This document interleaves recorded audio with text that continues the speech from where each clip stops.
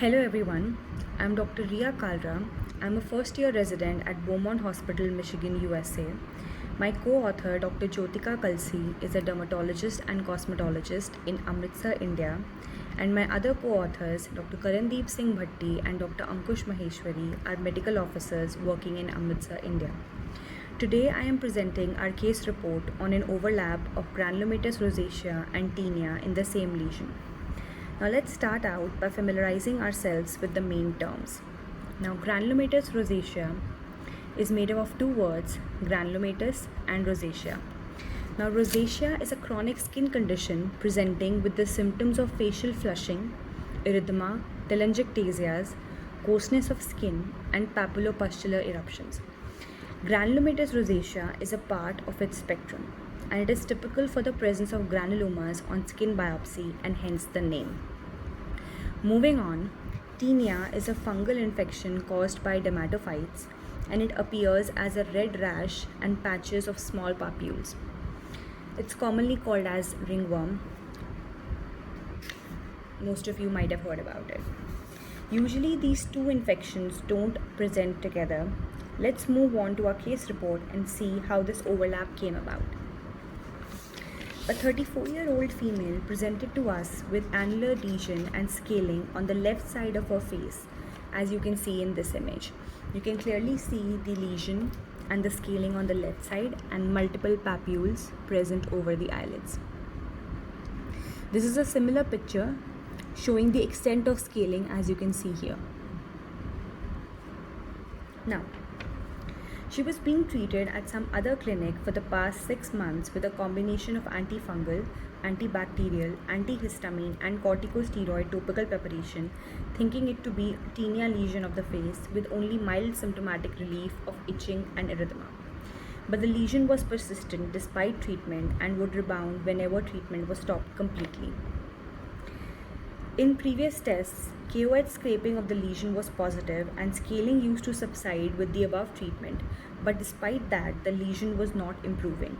So when the patient came to us, a biopsy of the lesion was advised to make a definitive diagnosis and rule out other differentials like granulomatous rosacea, acne aggmenata, perioral dermatitis, and micropapillar sarcoidosis, to which the patient refused due to cosmetic reasons.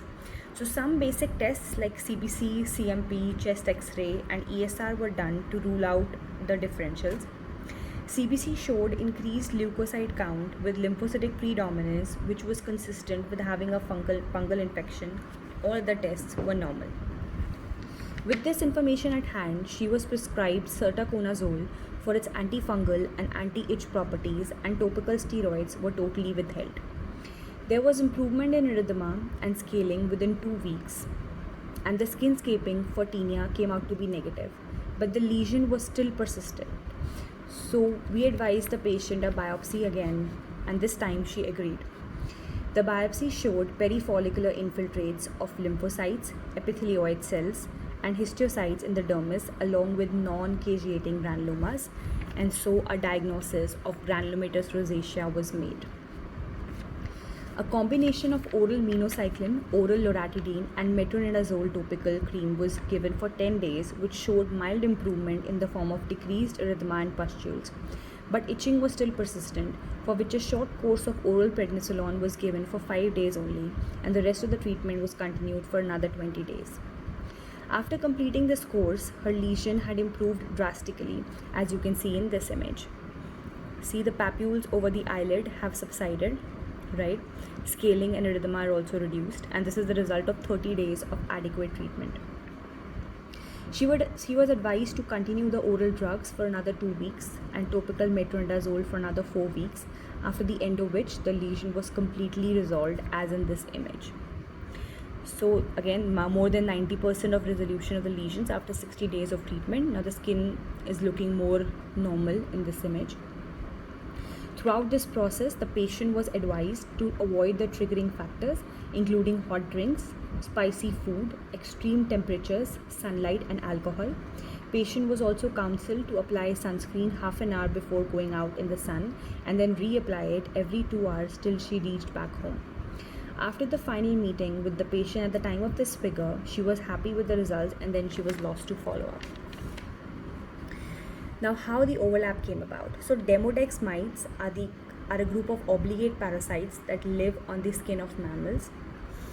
These have been associated with various dermatological disorders, clinically termed as demodicosis, including but not limited to granulomatous rosacea. So, granulomatous rosacea can have an infestation of Demodex mites.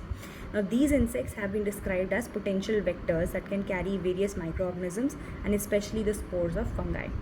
So, infestation by such insects may aggravate the already present skin condition. In our case, it was granulomatous rosacea, leading to secondary infections, which we assume is the cause for tinea faciae co-infection within the lesion in this present case. Basically, the presence of Demodex mites lowered the immunity of that region, which made it more susceptible to this kind of fungal infection. Now, what can we learn from this case report is that no skin lesion should be taken lightly and treated irrationally. Adequate history and tests and physical examination should be done before you start treating any lesion. Biopsy is mandatory for any skin lesion in case of doubt. Biopsy is the ultimate go-to test if you cannot figure out by other tests or by your history or by your physical examination.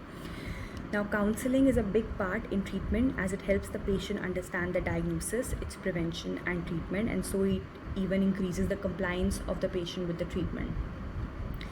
Again, not every annular lesion should be assumed to be tinea, which is a mistake made at many peripheral centers, because tinea can look like many other conditions as we have discussed the differentials. But again, if the lesion is not improving, you should look for other causes that might be present. And again, why was there an overlap? Because Demodex mites can aggravate the present skin conditions, making it more susceptible to secondary infections, not only fungal but even other infections. Thank you.